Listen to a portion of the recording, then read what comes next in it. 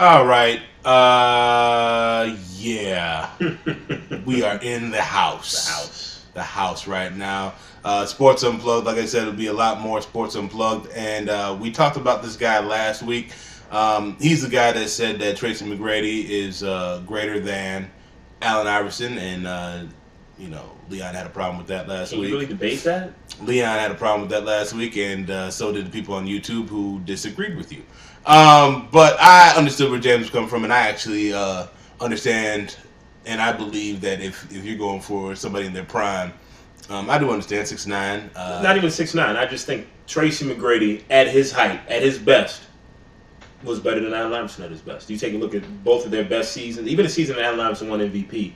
Tracy McGrady's first year in Orlando was statistically one of the greatest years of all time. Okay, so there you go. This is Jay Lee. Say hello to the people, Jay Lee. Hello, people. Now, Jay Lee and I used to do a show called The Booth, and we actually were in a booth and with mics and everything like that, but we're not doing that anymore. So we are in the house. So this is the house edition of Sports Unplugged. Tomorrow, me and Leon will be going basically over everything else that we're about to go over right now. But we wanted James, Mr. Lee's thoughts on everything that's going on this week in sports, and always good to start conversation. Let's talk about this past weekend in college football, Jay. I'm with you. All right then. Let's talk about Jadeveon Clowney. We're going to go in kind of in order here. Jadeveon Clowney. Everyone talked about Jadeveon being a Heisman favorite at the defensive end, that he'd probably be the first full-time defensive player winning the Heisman. First game happens, he gets 3 tackles. People complain that he looks winded, that he doesn't have enough effort. What are your thoughts? You played football. Yes, I did. What position did you play? Defensive tackle in high school. And what else? Offensive line. Yes. Ain't nothing sexy about the offensive line. Nothing at all. Sexy about the trenches. Nope. And I think with Jadeveon Clowney is he's such a superstar. He's so hyped, so magnified right now that it forced people to watch the trenches the entire game. And you got to see it's an ugly game. It's a lot of holding. Sometimes you might take a play off. Sometimes they're running away from your side. It's not much you can do. But he's just kind of a product of being caught up in the hype and people watching the trenches a little too much. And it's just not sexy to watch. No, it's not. And see, the thing about it is, I was telling other people, everyone talking about how he had a bad game. I'm like, not really. The funny thing is we always talk about defensive players and the impact they make without getting the stats for it. Getting there. When you close down and when you make a running back change lanes or cut back, you're doing your job. When you're hurrying up the quarterback, you're doing your job. Not just getting sacks, not just getting tackles for losses. Whenever you have to alter what the offense is doing, you're doing your job. So Jadeveon Clowney, I think, did his job. That on Thursday or Friday or whatever day it was. Thursday night. Jadeveon did his job, I think. And I think he did a great job. Of course, the stats, of course, you guys are looking for like 3 sacks, 4 sacks, maybe a fumble. That's a sexy stat. Something return for a touchdown, an interception. I don't know what you're looking for from Jadeveon Clowney, but he actually did his job. The time where I saw him loafing it is when they literally ran the ball away. Now, if he's going to go ahead and try to make a hero play and they cut back and go back to where he was, people are going to have a problem with that. That's called breaking containment. Exactly. So when I watched him, did he look a little tired? I heard he had the virus. He was kind of sick that day. It is what it is. I want to hear that. He was on the field. I will say that he was still able to, I don't want to say he single-handedly shut down one side of the field, but he was able to shut down one side of the field just from being on the field. Right. Because they know we're not going to go anything to that side. We got to double team that side. So we freed up other guys on the line. But like I said, you can't watch the trenches the entire game because you're just going to see a lot of clutching, a lot of grabbing. It's not as sexy as watching a quarterback. It's not as sexy as watching a running back or a wide receiver. And I think that's why it's so hard for a defensive lineman to win the Heisman. Did you even think he had a chance this year? Did you really think Jadeveon had a chance? I think he had a chance. Before the season even started? Not at all. Because typically when it comes down to the Heisman, it's going to be a running back or a quarterback. That's just the way it works. Right. Now, continuing on with the weekend, because, that was just the appetizer right there. Saturday brought you Tahj Boyd, Johnny Manziel, and I think Sunday was Teddy Bridgewater. Teddy Bridgewater was Sunday, then we had famous Jameis on Monday. So got a full weekend of quarterbacks. So let's talk about it. Johnny Manziel started it off on Saturday. A lot of hype, a lot of talk about Johnny Manziel's offseason. First of all, I want you to quickly talk about his offseason and just what you thought about how the media handled it and how he handled this whole offseason. I mean, I was tired of Johnny Manziel, but it wasn't Johnny Manziel's fault. It was ESPN reporting every move. Somebody went to a concert. He went to a party. Those are perks. Mm-hmm. You know, it's just part of it, man. When you become a superstar athlete and you transcend your sport, people want to be around you. Drake wanted to be around him. LeBron wanted to be around him. He was cool, and he was in the in crowd. Mm-hmm. But I think the problem with ESPN and everybody else is they act like it was only 2 or 3 hours in a day. And they didn't see the 2 or 3 hours he probably worked out in the morning, and maybe the 2 or 3 hours he might have did later on that afternoon after lunch. So they don't know the workouts and the work ethic that he was putting in this offseason. And it showed in that one half of football against Rice that he's still pretty good at football, and he still put his work in. Right. So I have no problem with what he did in the offseason. Now the game, we're talking about how he played in the second half against Rice, and then I want you to talk about the bashing that came after the game. So talk about what you thought about his game, and then talk about the media handling of his antics. I will say there were 2 knocks on Johnny Manziel last year at the end of the season. One was something that he can't change, his height. Mm-hmm. He's 6 feet tall. There's nothing he can do about that. Mm-hmm. The second thing was his arm strength. And from watching that Rice game, and I know it's Rice, and I know they're not a great team, but just from watching the ball, it was flying out of his hand. He had good zip on the ball. His footwork looked good. So he looked good. Mm-hmm. I thought he looked good as a quarterback. He made some good throws. He's still fast. Right. So it looks like he definitely put in some work. Now, let's talk about, because we both watched the game. When he came into the game, they were up by 7. Mm-hmm. Let's remember that when they won by like what? I was praying to God they'd be losing. ESPN was like, man, when Rice took the lead, ESPN was, we got one! Right. They were pumped up. So I was praying to God Rice would be losing, and then we can get a really, really exciting game in the second half. And so Johnny came in, first play of the game, 10-yard dash. Yeah. Got a first down. Second play of the game, 8-yard dash, got lit. He got hit. It was a good hit. That was a hit he needed. But that was the beginning of the hand gestures. Yeah. He signed the autograph, which I thought was kind of funny. Yeah. But that was the beginning of basically the end, because every broadcaster, every analyst basically called him selfish and punk and all that. Yeah. And I think people kind of forget, like, I grew up playing sports. Mm-hmm. You grew up playing sports. Mm-hmm. We still go to the gym even in our advanced age. Shut up. And we participate in athletics. Right. But trash talking is part of the game. It's fun. And I trash talk and I can't even play. And you can't even play. So imagine if you were the best player on the field. Ooh, it would be a problem. And you can trash talk. Yeah. Ain't nothing wrong with that. I grew up trash talking. Well, I didn't trash talk. But it's not part of my game because I haven't mastered the art of being able to talk and produce at the same time. You know what I mean? So I never had a problem with producing, so I could always talk. Exactly. So with me and you, it was either one or the other. So I was able to produce, but I couldn't talk. The second I started talking, my production dropped. So with me, you could get one or the other. I wasn't able to do like Michael Jordan and say, hit a shot, look over the bench, I'm going to put somebody else on me. Because if I did, I was missing my next 10. So if you're blessed enough to be able to produce and talk, it's part of the game. From every playground to every gym, whether I was in a black neighborhood, a white neighborhood, people talk trash. And once you leave the field, it was over with. Mm-hmm. I mean, I've seen my brother talk trash to me and friends and whoever else. And once you leave the field, it's over. But trash talk is a part of the game. The money symbol that he was doing, I seen him do that all last season. He did it last season. People were trying to make it seem like he was doing it because he got over on NCAA. Which he did get over on NCAA. That's a different topic for a different day. Right. So, okay, but the money side. Shout out to Cecil Newton. He did.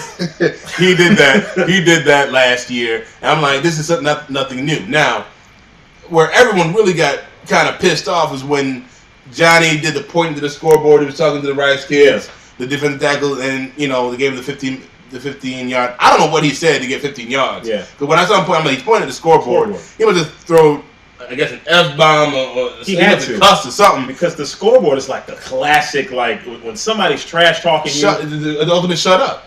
But you're losing at that point in the trash talk. Oh yeah. When you point to the scoreboard, that means they've said something to you that you have no comeback for, and all you can do.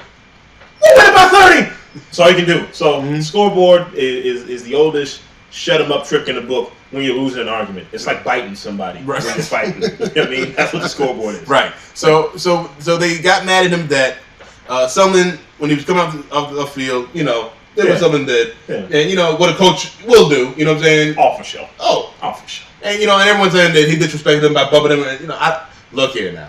I'm going to tell you something right now. If there's something I do know is being yelled at by a coach. Yeah, you put your head down and you keep moving. You know it's coming, yeah. First of all.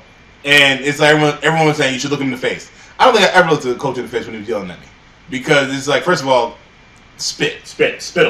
A lot of spittle.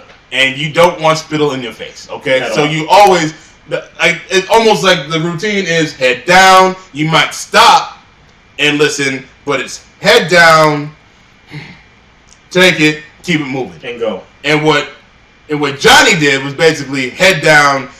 Johnny heard him from about the 5-yard line all the way down to the 20. So he didn't have to stop because he heard.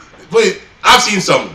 Sumlin's one of them coaches. You hear him from wherever you are. It doesn't matter how loud the stadium is. You hear Sumlin. So he heard Sumlin the entire way down. So I don't think that was anything. And Sumlin even said, it was nothing. And like someone said, everything that I told him was something that he was not supposed to respond to. Johnny Manziel took the scalded dog walk. Mm-hmm. That's all it is. You yell at a dog, he tucks his head, he tucks his tail, and he goes. Right. But he knows you're yelling at him, and he knows not to do it again.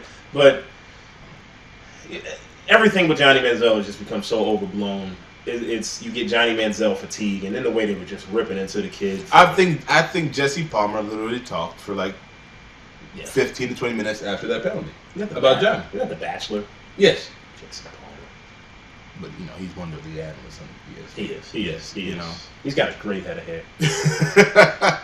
Okay, go on to the next game. Tahj Boyd, Clemson versus Georgia, which was the best game probably of the weekend. That was the game I was excited. I think that was the game that everybody was excited because about. when you get a 5 versus 8. Yeah, we needed that game to be good.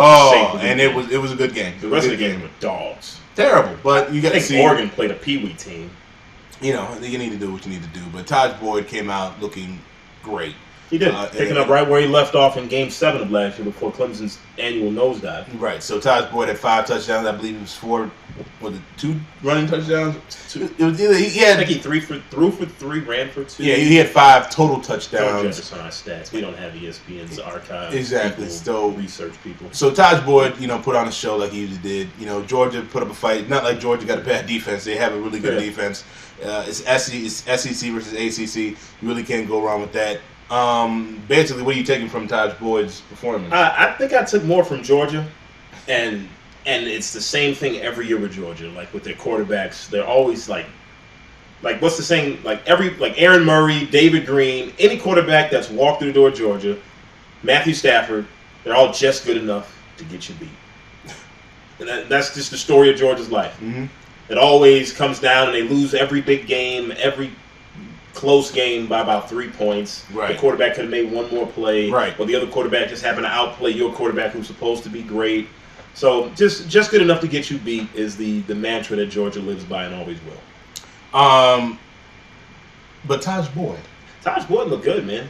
He's got a good, strong arm. I mean, he's an athlete playing quarterback, but he looks like he's really focused on being a quarterback. Is it one of those situations where you come back for your senior year and you've played your way into becoming a quarterback in the NFL type thing? I hope so. I mean, it would be a great proponent for staying in school.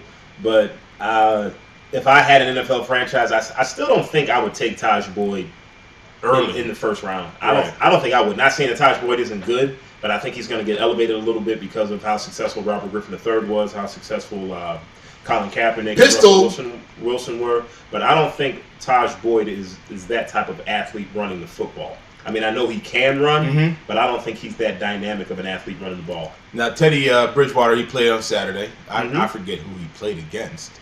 But Louisville played against. He had 5 touchdowns. Yeah, he threw a pick, but that's okay. He threw for 5 touchdowns. Looked good. My question to you is with Louisville playing in the Big East or the All-American, All-American conference, right? Whatever it is, with no real competition. Weak. Does that affect the way you think about Teddy Bridgewater? No, because in college football, from week in and week out, you're probably not going to play a great team every week. I mean, the SEC is going to give you probably the highest amount of good quality defenses that you'll face. Right. But I think you want to look for tendencies when you look at a quarterback in college. Teddy Bridgewater is able to get to his second and third read, he looks like he's probably the most pro-ready quarterback.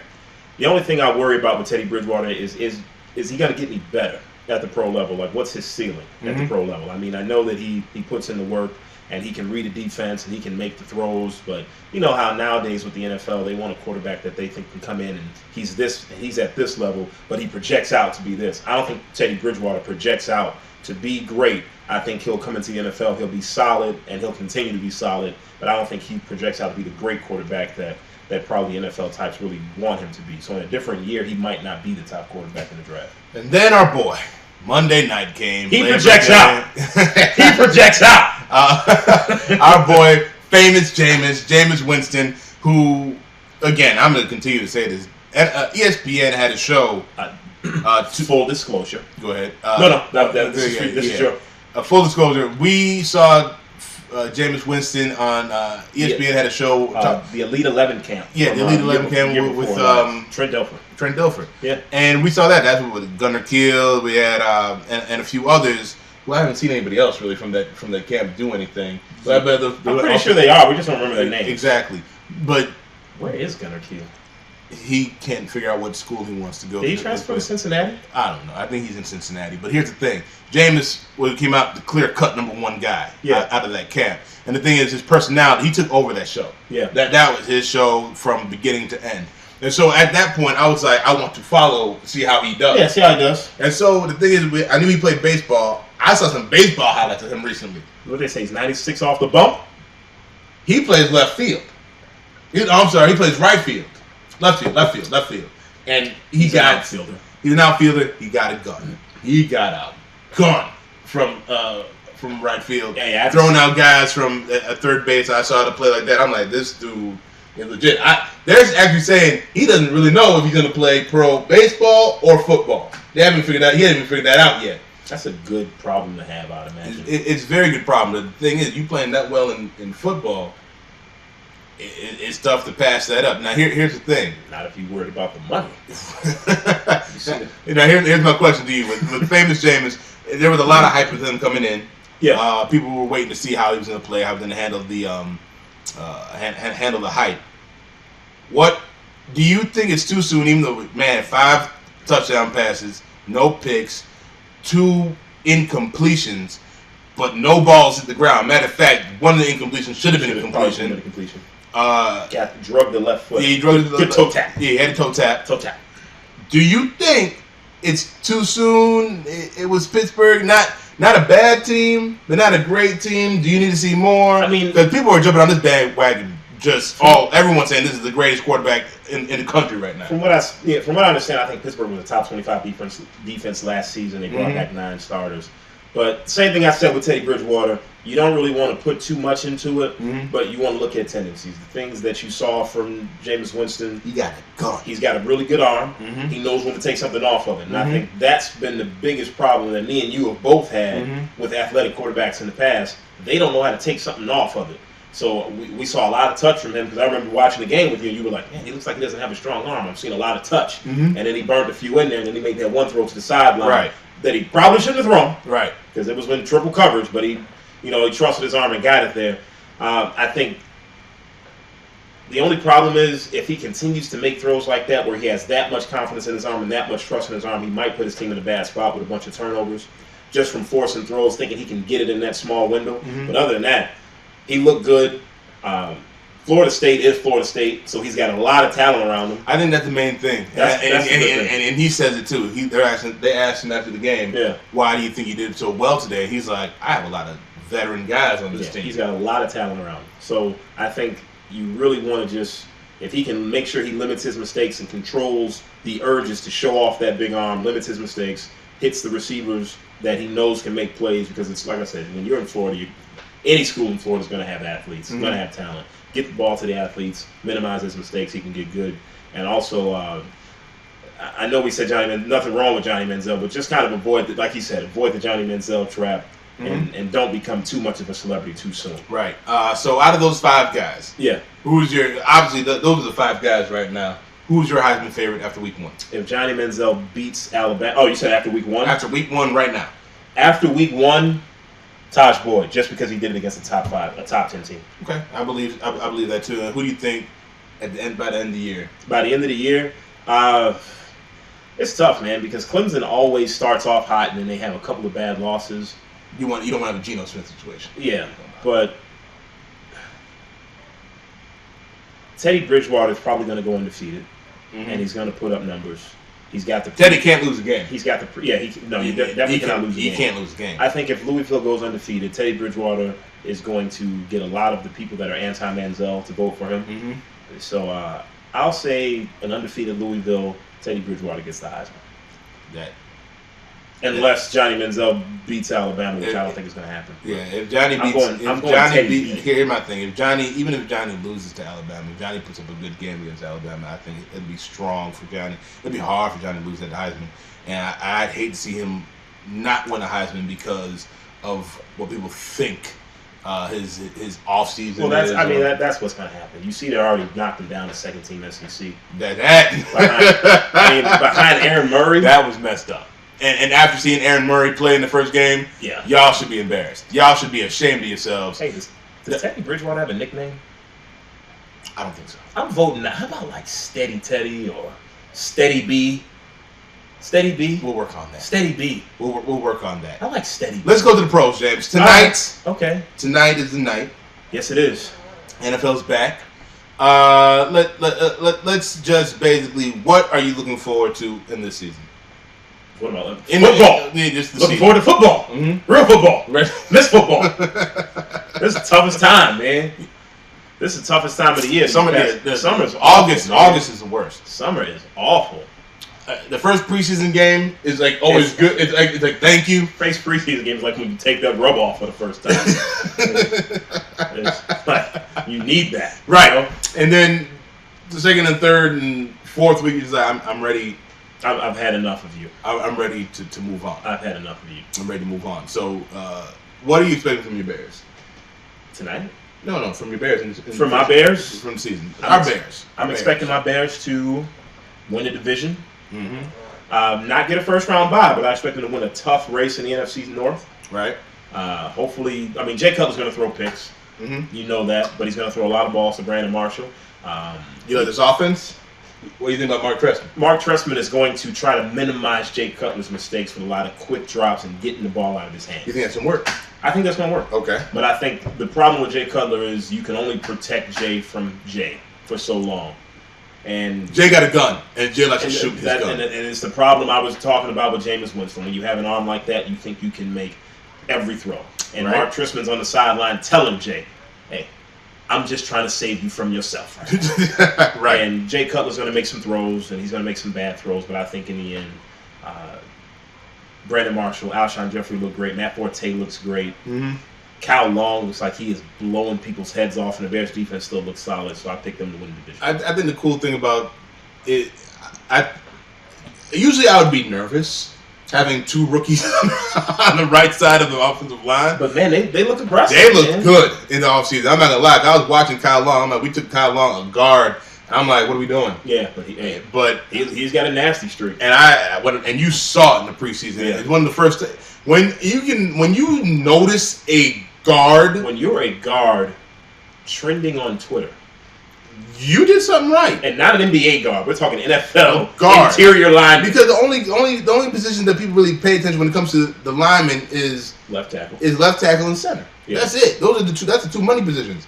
A guard is not, but a guard makes a lot of decisions on the line. Technically, here in Chicago, we pay a lot of attention to the right tackle position because we had Fred Miller, who was flat out terrible, and Jamarcus Webb. So we know our right tackles. You went from a starter to not even being on the team. How did that happen? He got claimed by the Vikings, so the Vikings are using him just to understand what's going on with Trestman's offense. That's it. You think so? He's not gonna play. I thought they wanted a revolving door at right tackle. No.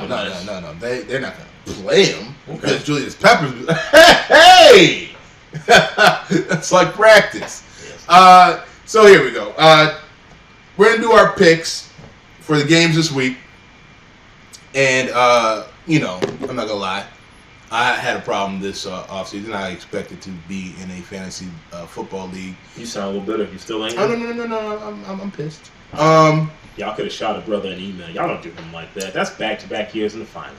Back-to-back years in the finals. You don't do him like I that. made some good money the last 2 years, and then all of a sudden in the league that I was in kind of disbanded and kind of created all little leagues, but no one no one told me. Yeah. So I'm without a league.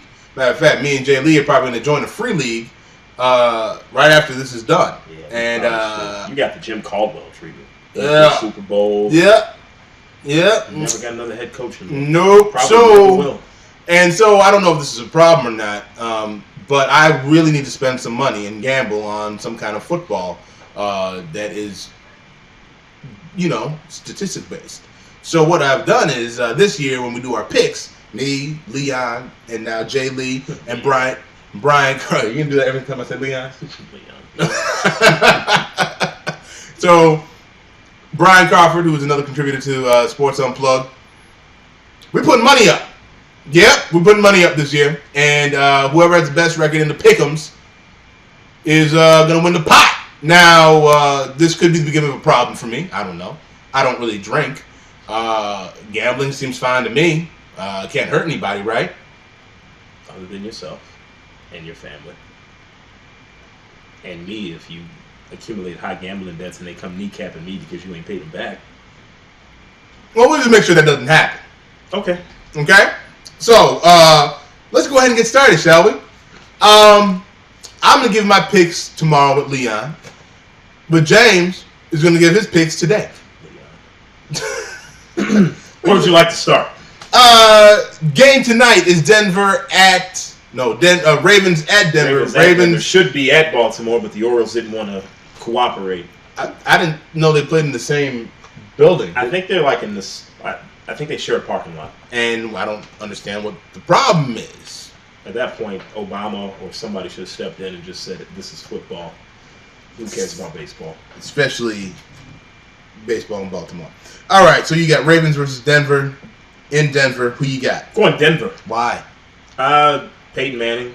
He's had a full off season to prepare. Okay, and I heard his arm strength. I heard his arm strength is back. I guess the nerve regeneration is coming along. His ball is zipping. And Baltimore lost a lot on offense, losing Dennis Pitta for the season and losing Anquan Bolden. Okay. So and Jacoby Jones did Dancing with the Stars, and word was he was a little out of shape. He had put on a little spare tire around his stomach. After doing Dancing with the Stars? Yeah. That's usually the opposite. Go ahead. So, he was doing a lot of glad handing this offseason. They call it the rubber chicken circuit. Okay. So I'm going Denver. Okay. Peyton Manning is great in the regular season, greatest regular season quarterback of all time. Home team, Bengals versus Bears. Who you got? Going Bears. All right, Bears. Opening week coming out, I think the defense is going to shock the Hard Knocks boys. Mm-hmm. And I think the Bears get the win. Entertaining Hard Knocks, by the way. Thank you very much. It was all right. Its first week was that, so it was kind of dry. It was dry. No personality on the Bengals. Okay. You got division rivals right here. Atlanta versus New Orleans. Going New Orleans in the Dome. I think Sean Payton is going to have that same I don't mean this. Go ahead, say it. It's going to have like that post Katrina effect in the Superdome. They're going to be hyped up. Drew Brees is going to be hyped up. I think they come out and beat Atlanta. Giants versus Dallas. Not a Giants believer. I never have been. You are, but I'm not. Go ahead. So I'm going Tony Romo because Tony Romo got me almost $1,000 last year. Him and Des Bryant in my fantasy league. When you say almost, what happened? Almost $1,000. It was close to $1,000. Oh, we won the league. Oh, okay. Let's be clear. That stretch with Tony Romo and Des Bryant, we're getting like 200-yard games. Mm-hmm. Yeah, we won the league. Okay.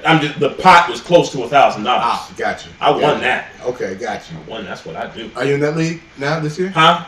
I didn't want to do it. Mm-hmm. I didn't want to go to the draft. I didn't have 7 hours of my life to sit there and look at a draft board on Saturday. Okay. Plus my hip hurt. I understand. Monday Night Football, Philadelphia versus Washington. Who you got? I'm sick of RG3. Why? I'm sick of hearing about RG3. Why? I'm tired of RG3 calling press conferences about the cereal he's eating and all the other nonsense. I'm sick of those stupid-ass braids. I'm going Michael Vick and the Philadelphia Eagles. You like Chip Kelly's offense? Do I like his? I haven't seen much of it. I mean, I highly doubt he's going to run the same offense he ran at Oregon. I highly doubt he can run that in the pros. There might be some elements to it. I think the pacing of it, and he'll probably try to run the ball a little bit. But I just think this is every year there's a team that does well the year before and then drops back to the pack. And I think that the Redskins are going to have an awful season this year. All right, just in case somebody, one of our 4 people are doing the picks, ties things up. We have before the season starts, we're going to go ahead and pick our division winners, our wild card winners, our conference champions, and then the Super Bowl winner. Again, I'm going to give my picks tomorrow with Leon. Mr. Lee. Yes, sir. Who is your NFC East division winner? I am going with the unknown. I'm going with the Eagles. Okay. Why is that? The East, NFC East one, I still think it can go. I believe it can go anywhere. I'm going just purely off of.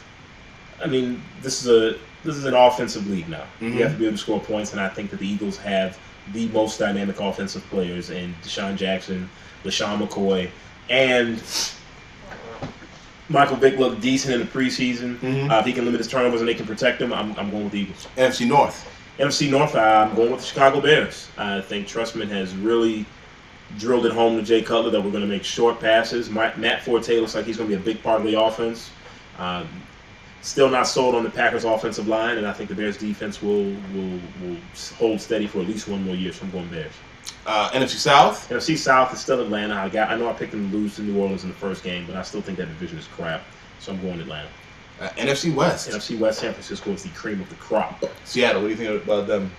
They will have a good year just because they're tough at home. I think the defensive coordinators have had a year to kind of look at Russell Wilson, but I don't think it will really stop him the same way that a lot of people think it will. I don't think they're going to be the best team in the NFL like some people think, but I think they'll make the playoffs. But I'm going San Francisco on that side. AFC East, who you got? AFC East has been New England's division the past, 10 years? Mm-hmm. And it will continue to be that way. Buffalo is not going to be good. Starting a rookie quarterback. The Jets are the Jets. The Dolphins are the biggest threat, but they're still not better than the Patriots. North? AFC North?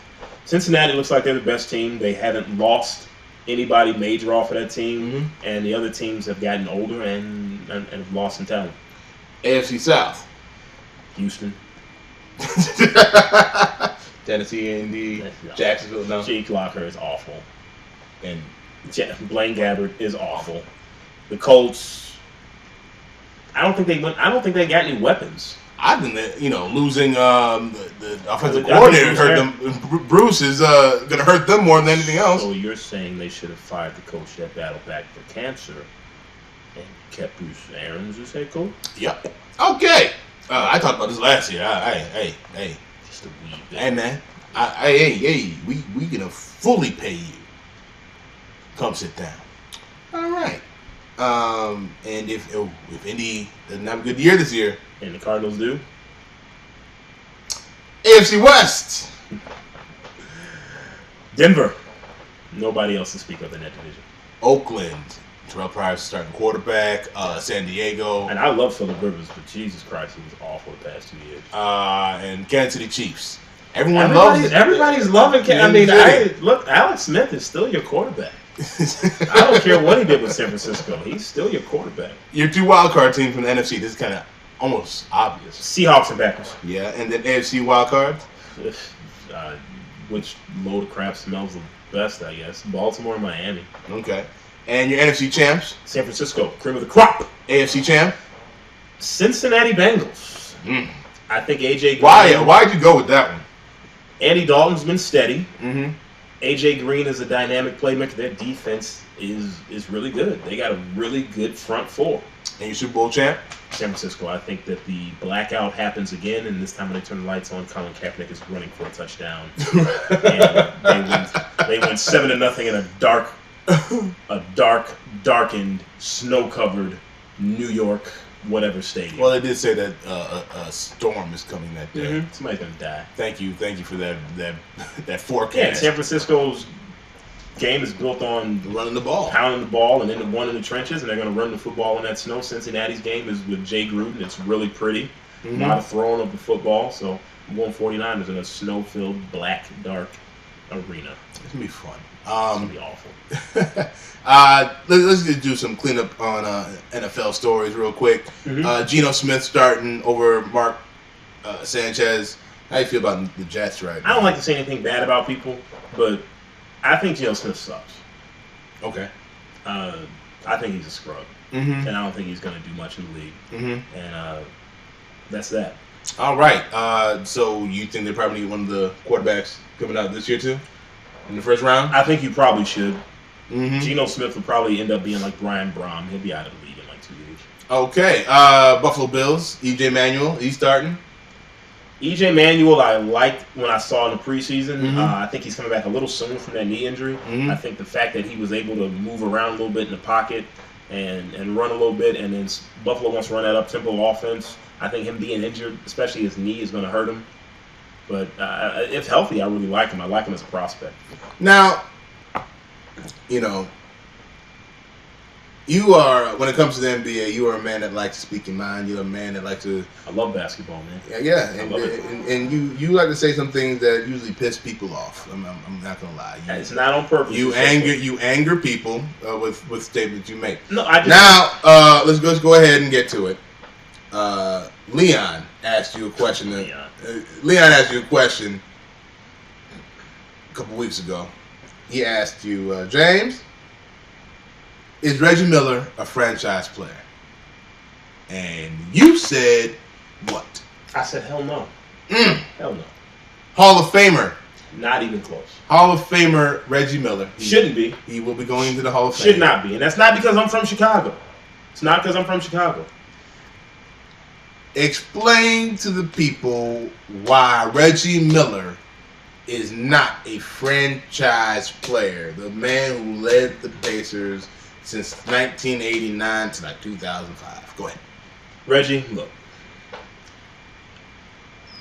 I mean this in the nicest way possible. Go ahead. I know it's going to come across I hate Reggie Miller. Because I don't like when he calls games either. But that's Reggie. That doesn't do with anything, but go ahead. Reggie Miller was a really good shooter. He was a great free throw shooter. He was a great 3-point shooter. He was the best at coming off of screens and knocking down a shot. But when I think of a franchise player, I need you to do more than just be a one-dimensional player. And Reggie Miller was the quintessential one-dimensional player. Career averages of 3 rebounds, 3 assists. So played no defense, so to speak, at all. So Reggie played no defense, could not create his own shot, right, and could not create a shot for another player. Right. So basically, like if you kind of look at Reggie Miller, you see like a Ben Gordon type, a taller Ben Gordon, because Ben Gordon could not create his own shot, couldn't create for other people, couldn't defend, doesn't rebound. You know what I'm saying? And I'm not saying that Ben Gordon's better than Reggie Miller. I'm saying that if Reggie Miller played now, he'd be in that Ben Gordon. You actually made a pretty good comparison with Klay Thompson, Kevin Martin, like those type of guys that really don't do much of anything other than shoot the ball. So why do you think everyone loves Reggie Miller so much? People love Reggie Miller because at the time, Reggie Miller made one of the, he provided the NBA with one of the greatest moments on the biggest stage at the time. He came out. How many points did he score? 8. Was it like 8 points? 9 points in like 8 seconds. In like 8 seconds in New York, in the playoffs. And at the time, there was no internet, there was no Twitter. New York was the biggest media market, so everything that happened in New York was magnified by 30 times. So he had that huge moment in New York, and people remember that. Did they lose that series? Yep. They lost that series. But people don't remember that. They remember that moment. And I think that moment elevated Reggie Miller to a stratosphere that I don't think his game is really on. So basically what you're saying is, because the thing is, he had great moments against the Knicks, against the Bulls. He had a great moment against the Knicks, but he never beat them. He beat him one time right. Later on in his career. Patrick Ewing was pretty much done. The Knicks were pretty much done. At that point in time, Jalen Rose, Travis Best, Antonio Davis, Dale Davis had emerged as an all-star. Jalen Rose was the NBA Most Improved Player. So he had fallen to he was kind of like the fourth guy on that team. averaging. He averaged about 17 18 points a game. Mm-hmm. But I mean, the players around him had elevated to the point where you had a guy in Jalen Rose who can create shots for himself and others, and you had a guy like Dale Davis who can defend and rebound. I'm not saying they were better than Reggie, but I'm just saying he had guys on his team to really help and elevate him over the Knicks. And the funny thing about this whole conversation is when James actually broke it down like that, I was like, "Well, you're right in every." Like you have to really. Like no, look at that. No. When you broke it down like that, because when somebody asked me, when Leon asked me, is Reggie Miller a franchise player? I'm like, yes. You automatically say yes because when you think of the Pacers, you think of Reggie Miller. You think of Reggie Miller, and that to me is what makes a franchise player almost. Just listen. Mm-hmm. So everything you said is correct. Reggie Miller is still a franchise player to me. Well, I mean, it is what it is. I mean, I think in a business sense, yeah, he is because he's become he's synonymous with that franchise. Right, he's synonymous with the franchise. He's a franchise player. I think he's a Hall of Famer. But you know how I look at everything purely from a basketball standpoint. If you looked at the stats, his stats aren't really that impressive. 18 points a game, 3 rebounds, 3 assists. His field goal percentage was good. It's great. His free throw percentage was good. His 3-point percentage was great. You're not that impressed with the numbers you put out when it comes to great players. It's like even when I usually a great player, you have one. Even if it's one thing, like let's say Reggie averaged 27 points a game in his career. I'm saying let's not even go that high. Let's say 25, 24. You'd probably even say, okay, I got you on that. But when you're averaging 18, 17 points for your career, when most of the years in your career, you're averaging around 17, 18 points. 19 points. And when he averaged 22, 23 points a game, it was like in the early 90s. Yeah. Early 90s when no one was even thinking about Reggie Miller. So I understand what you're saying at that end, but I still will give Reggie Miller that respect of being a franchise player because he did lead his team. Like he didn't win a championship, understandably. So a lot of great players didn't win a championship. A lot of great players don't win championships. I understand all your points. This is one of those times where, for me, I go beyond the numbers. I just go by the person, the personality, everything that goes along with Reggie Miller is what makes him a franchise player. Like what? It's like the moment. It's almost like that one moment. That one moment. I just remember that one moment. And I think because of Chicago and seeing him playing against him so much and seeing him so much and seeing just how he played, I understand what you're saying. I completely understand what you're saying. Look, the numbers don't lie. I understand what you're saying. Completely understand that. And that's why. But I'm going completely against the grain on this one. I will still say Reggie Miller, the franchise player, because Reggie Miller, Pacers. It is what it is. Okay, so if he's a franchise player, it is what it is. I'm asking you. Go ahead. If he's a franchise player and you're starting a franchise, are you starting your franchise with Reggie Miller? No, I'm not. How many 2 guards would you go through before you even get to Reggie Miller? A few of them. A bunch of them. Okay. Obviously you go Michael Jordan, Kobe Bryant, Dwayne Wade, James Harden. I would go before him, and then of course you got all the way down to Allen Iverson, Tracy McGrady. Like I would take any of those guys over Reggie Miller. I know. Like I said, I completely understand where you're coming from. I completely get it, and with the numbers, you're absolutely right. I'm just saying, if you're going to be one-dimensional, I cannot consider you a franchise player. How I look at it, if you are associated with the franchise as a face of a franchise, if you name the 32 teams and how many teams, and you name a player for every team, Reggie Miller is a player for the Pacers. And I understand that, but I'm going strictly. I'm looking at it from a basketball perspective. And I'm going from it from just. And you're going. I understand. I understand how you're looking at it, but I'm sitting there and I'm just saying, if you want to look at it from a purely basketball perspective, I get it. Reggie Miller was a one-dimensional ball player. I get it. He could shoot the basketball with the best of them. Right. He had a flair for the dramatic. Yes, he did. Which was fine, whether that was flopping, starting a fight, or bowing to the crowd. He had a flair for the dramatic, and everybody loved him for it. Or hated him. Or hated him. Right. It was 50-50. But at the end of the day, Reggie Miller was a one-dimensional basketball player. He was strictly a catch-and-shoot guy. You had to run him off of 8-9 screens to free him. And if he didn't get free, you're running him off another 8-9 screens to free him up, and he can get a shot. Like I tell people all the time, I've never seen Reggie Miller take the ball on the wing and create a shot for himself or anybody else on the offense. I've never seen Reggie Miller get a rebound and initiate the offense. Like there's a lot of things that if you're going to play the 2-guard position in the NBA or at any level of basketball, I expect you to be able to do if I'm going to consider you a franchise player. Again, I agree with everything And you said. He could not do that. I agree with Reggie everything Miller you had said. a great moment against the New York Knicks in New York that has become it's become like NBA folklore, and that elevated him to a level of gargantuan proportions, and I think that really helped the Reggie Miller mystique. But overall, as a basketball player, I do not think Reggie Miller was a all-time great. He was a great shooter, but he was not an all-time great basketball player. Again, I don't know how I can really explain this. I agree with everything he's saying. Still a franchise player. No defense, no rebounds, Still can't create a shot for Still himself or others. It's tough, I understand. Still a franchise player. Hall of Famer.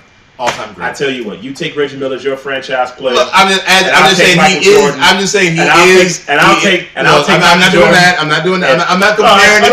No. You know what? I'm not comparing him. I'm not comparing him to other players. I'm just saying, as a player, he is a franchise. Because, like I said, my thing is Pacers, Reggie Miller, franchise player. So I'll give Big Med. I'll give him Reggie Miller and Carlos Arroyo in his backcourt. They don't know about that. And they don't know about your love affair with Carlos Arroyo. Best point guard in the NBA, Carlos Arroyo. After Puerto Rico beat the United States in the Olympics, you jumped way out on the limb with that one. I like jumping on limbs. All right, then. Again, check us out tomorrow. Well, not us. Me and Leon. Check me and Leon out tomorrow. The integrity of the show drops by about 47% when Leon opens his mouth. When they get in the studio together, you're going to see fireworks. It is what it is. I got a Rex Grossman jersey for you, baby. See you tomorrow.